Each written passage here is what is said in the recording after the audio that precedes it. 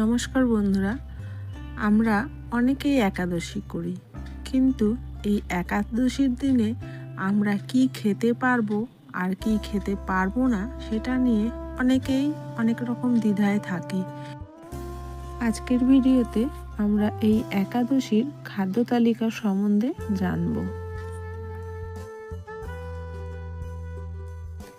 একাদশীতে প্রধানত পঞ্চ রবি শস্য বর্জনীয়। চাল ও ধান জাতীয়, ভাত, মুড়ি, চিড়ে বা চালের গুঁড়ো একদমই খাওয়া যাবে না।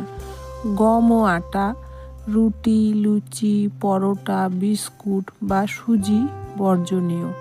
ডাল ও কলাই, মুগ, মসুর, ছোলা বা কলাইয়ের ডাল এবং বেসন খাওয়া নিষেধ। সরিষা ও ভুট্টা, সরিষার তেল, সরিষার দানা এবং ভুট্টা বা পপকর্ন এড়িয়ে চলুন। আমিষ জাতীয় পেঁয়াজ, রসুন এবং আমিষ খাবার এই দিনে সম্পূর্ণ নিষিদ্ধ। এবার দেখে নিন কি কি দিয়ে আপনি বা আপনারা অনুকল্প আহার বানাতে পারবেন। ফলমূল এবং সব ধরনের টাটকা ফল ও ডাবের জল। সবজির মধ্যে আলু, পেঁপে, মিষ্টি আলু, কাঁচা কলা এবং ঝিঙে। রান্নায় শুধু সন্দক লবণ ও ঘি বা সূর্যমুখী তেল ব্যবহার করবেন। দুগ্ধজাত দ্রব্য যেমন দুধ, দই, ছানা, ঘি, বাদাম মধ্যে চীনা বাদাম, কাজু, কাঠবাদাম এসব ড্রাই ফ্রুট আপনারা নিতে পারেন। মিষ্টি, ছানার মিষ্টি হলে নিতে পারবেন, গুড়ের মিষ্টি হলে নিতে পারবেন, কিন্তু খেয়াল রাখবেন যেন ময়দা বা সুজি মেশানো না থাকে। একটা জিনিস সবসময়ের জন্য মনে রাখবেন, বাজার থেকে কোনো গুঁড়ো মশলা আনবেন না। অনেক সময় চালের গুঁড়ো মেশানো থাকতে পারে, তাই বাড়িতে তৈরি মশলা ব্যবহার করা সবচেয়ে নিরাপদ। অনেকেই বলে হলুদ খাওয়া যায় না, কিন্তু না, হলুদ বাজার থেকে কিনে আনলে হলুদের মধ্যে আটা বা অন্য কোনো জিনিস মেশানো থাকে, যার জন্য হলুদটা খাওয়া হয় না।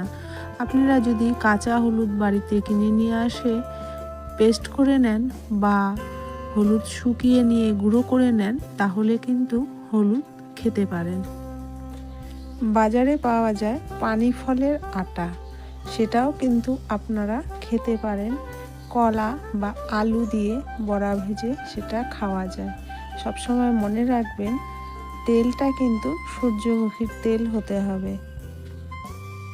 বাজারে কিনতে পাওয়া যায় কিনোয়া, কিনোয়ার খিচুড়ি করেও আপনারা খেতে পারেন। এছাড়া সাবুর খিচুড়ি, সাবুর পায়েস, সাবুর অনেক রকম জিনিস বানানো যায়, সেটাও আপনারা করে খেতে পারেন।